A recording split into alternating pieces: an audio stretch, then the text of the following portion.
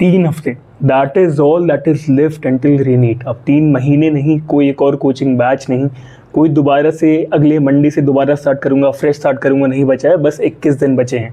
और अभी अधिकतर स्टूडेंट्स जो हैं 2 तरीके से ही रिएक्ट कर रहे हैं, आइदर कंप्लीट पैनिक और कंप्लीट डिनाइल।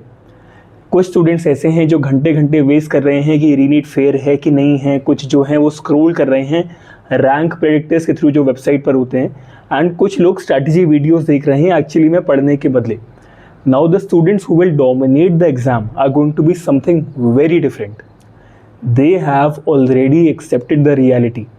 रीनीट जो है वो हो रहा है, 3 हफ्तों में होने वाला है, और अभी every single day matters now. ध्यान से सुनो इस बात को। 21 focus days are enough to completely change your rank if you stop behaving emotionally and start preparing strategically. In this video, I'm going to give you the most realistic, aggressive 3-week NEET strategy that I have made so far. कोई fake motivation नहीं, कोई fantasy नहीं, कोई फालतू का time table नहीं, कोई सारा का सारा सिलेबस 7 दिन में, ये नॉनसेंस नहीं। एंड ये उन स्टूडेंट्स के लिए है जो जेन्युइनली रिजल्ट्स लेना चाहते हैं, ठीक है। सबसे पहले सबसे बड़ी गलती समझो जो स्टूडेंट्स फाइनल 3 वीक्स में करते हैं और हमेशा करते हैं, वो सोचते हैं कि मैं सब कुछ पढ़ लूँगा, ठीक है, because they try to study everything, they master nothing. Your goal right now is not syllabus completion, ये बात ध्यान रखना। Your goal is score maximisation, और इसमें बहुत बड़ा डिफरेंस है। आपको अभी सिर्फ एक चीज़ की ज़रूरत है, वो है efficient execution, and that means 3 things become your entire life. High weightage chapters, revision, mock test. That is it. That is all you need. Now let us build the strategy framework week by week. Week 1 आपका recovery week है। इस हफ्ते में you fix your foundation and you stop bleeding, ठीक है? Because right now most students are leaking marks everywhere. You are bleeding marks. Silly mistakes करके, forgotten mistakes करके, formulas भूल जाना, NCERT का weak retention, zero mock test analysis. तो इस हफ्ते focus is not on perfection, focus is on stability. Now let us work subject wise. सबसे पहले बायोलॉजी। ये सब्जेक्ट आपकी रैंक पूरी तरीके से कैरी करता है अगर आपने इसे ढंग से इस्तेमाल करा तो। और yet most students still study biology in the worst possible way. Passive reading करते हैं, रैंडम लाइन्स को हाईलाइट करते हैं, लेक्चर्स को एंडलेसली देखते हैं। नोप, ऐसे तो नहीं चलेगा। पहले 3 हफ्ते biology becomes aggressive, NCERT line by line, diagram by diagram, time table by time table. खास करके इन चैप्टर्स को नोट करो, genetics, human physiology, molecular basis of inheritance, biotechnology, ecology, plant physiology और रिप्रोडक्शन। ये चैप्टर्स जो हैं गोल्ड माइंस हैं, और हर दिन कम से कम 250 बायोलॉजी के MCQ सॉल्व करो हर दिन, बिकॉज बायोलॉजी जो है रिपीटिशन को रिवॉर्ड करती है मैसिवली। NTA वही सवाल बार बार पूछेगा। अब केमिस्ट्री, ये सब्जेक्ट डेडली बन जाएगा अगर आप ढंग से रिवाइज करो और स्कोर करो, बट अधिकतर स्टूडेंट्स जो है सेम मिस्टेक्स करते रहते हैं, ठीक है। बहुत ज़्यादा थ्योरी पे फोकस करते हैं, रिवीजन बहुत कम करते हैं। तो केमिस्ट्री को स्मार्टली डिवाइड करो, organic, inorganic and physical.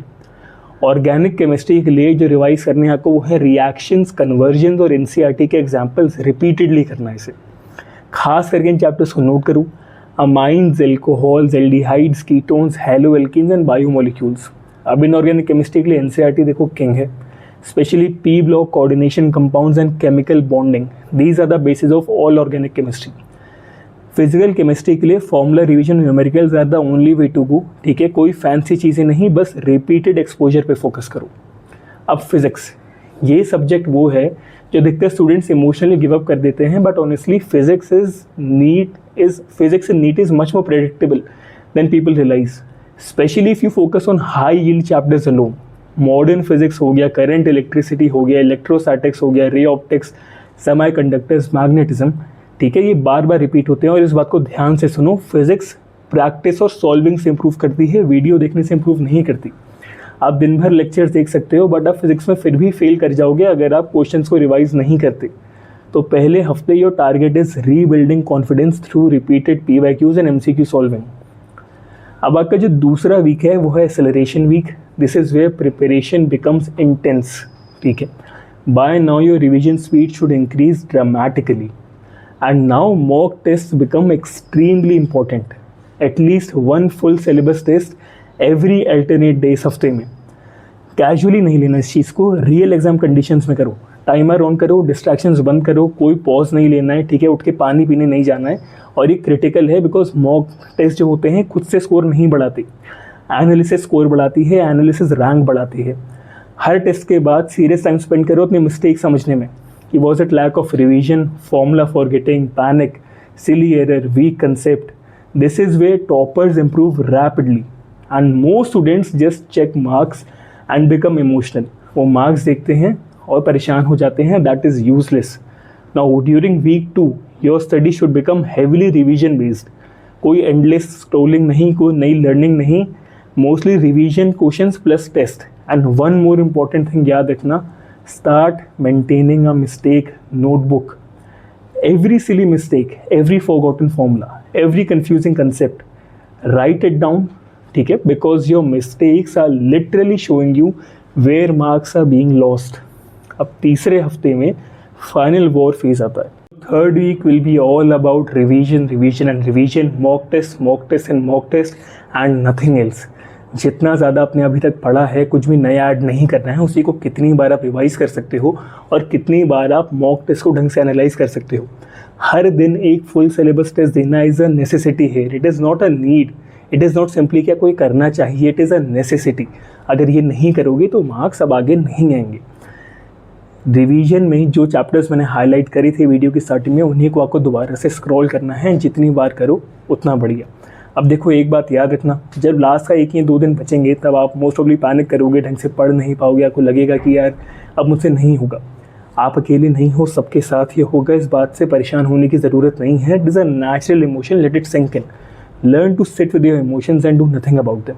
Because देखो डर सभी को लगेगा, परेशान सभी होंगे। अगर आपने इतने दिनों तक डिसिप्लिन तरीके से पढ़ाई करी है, देन थोड़ा भरोसा अपने आप पर भी रखो, ठीक है, इतना आपने पुश करा है, have some faith in yourself as well. अब बच्चे अगर आपने यहाँ तक कर लिया है then you are almost set to go, don't worry about it. और एक बात याद रखना, अगर अधिकतर बच्चे जब पैनिक कर रहे थे तब आपने अपना डिसिप्लिन बरकरार रखा है, then you will be rewarded for it. So don't worry any further. अगर वीडियो पसंद आए तो सब्सक्राइब करो and see you in the next one.